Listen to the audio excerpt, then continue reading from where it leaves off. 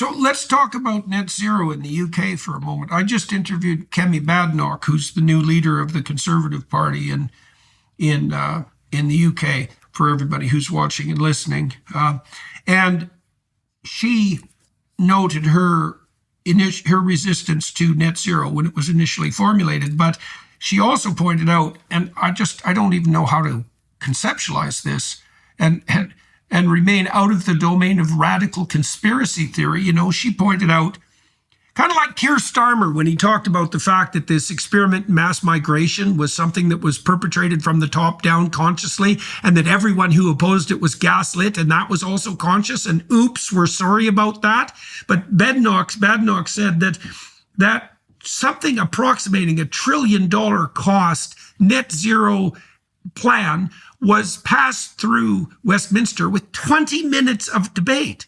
It's like, so I just don't know how to conceptualize this. It's like, first of all, what were the Conservatives thinking? Like, what was their motivation? Was it merely that they were trying to look like planetary saviors and to virtue signal despite the fact that they were Conservatives? Or like, or was it the fact that, like Keir Starmer, they were completely enamored of the Davos WF crowd, which they regarded as like somehow more stylish than, the mere plodding pedestrians in the Parliament? Well, you're answering your own questions in a way, Jordan, because the answer is they're not Conservatives.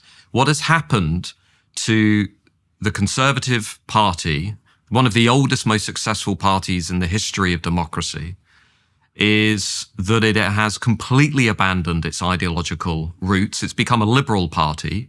The vast majority of MPs in Parliament, Conservative MPs, are essentially liberal MPs. They are the ones that put mass immigration on steroids. They are the ones that put net zero on steroids. They are the ones that put gender ideology on steroids. And Kemi Badenoch is claiming that the party has learned its lessons, that she's going to change direction.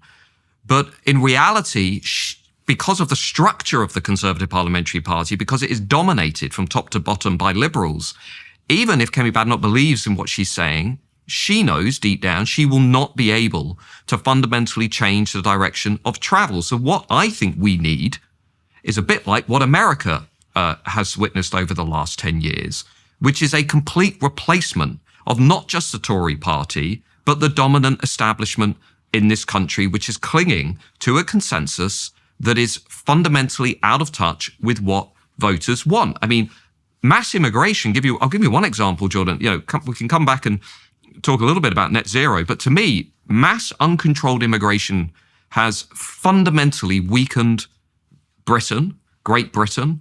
It has undermined our prosperity. It has divided our society. Nobody ever voted for it.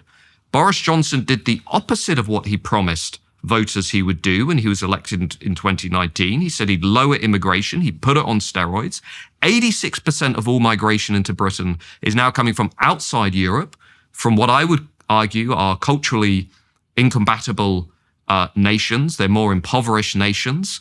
And the evidence that we now have from various government bodies that are now finally admitting that actually this is a net fiscal cost to the UK taxpayer. Before you get to things like the rape gangs, before you get to things like Islamist terrorism, before you get to things like sectarianism on the streets of Britain that we've seen since the 7th of October, just at an economic level, this doesn't make any sense whatsoever. Yet it was imposed on everybody by both the established left and the established right. So my theory of British politics here is that the voter backlash to mass immigration is going to be the new Brexit. This is going to be a major fault line in our politics. And the Tories, the status-conscious Tories, and you're right, Jordan, because they are more interested in winning social status from London liberals, from the luxury belief class, from what Rob Henderson and others have talked about. They are more interested in accruing social status from the London bubble than they are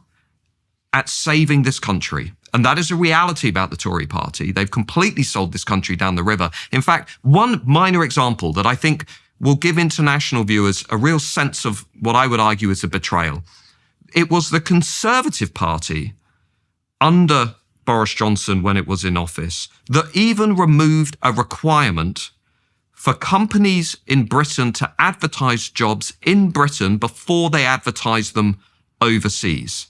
They didn't even prioritize British workers within this national economy. They just completely opened the floodgates. And the end result is what you see around us today, which is zero growth, massive amounts of debt, no productivity, declining GDP per capita, while we're also pursuing this net zero madness, closing steel factories across northern England in order to deal with this political vanity project for an elite class that doesn't apparently seem to care about anybody else in this country. So I'm deeply worried about the direction of travel, but the Tory party is not going to change the direction of travel. You know, if an architect demolished your house, you wouldn't invite the architect back to do it again, would you? And I think in the same way, you know, it was the Tories that really demolished Britain. So why on earth would you invite them back to have another go? I think we need wholesale political change.